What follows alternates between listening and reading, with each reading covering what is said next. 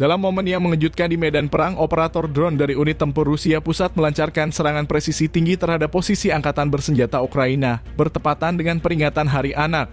Serangan ini berhasil melumpuhkan dan menghancurkan sejumlah aset militer penting milik Ukraina, termasuk 4 tank tempur, kendaraan tempur lapis baja Max Pro, 1 APC Armored Personnel Carrier, tempat pelindungan pasukan, sebuah mobil logistik, serta 2 repeater komunikasi.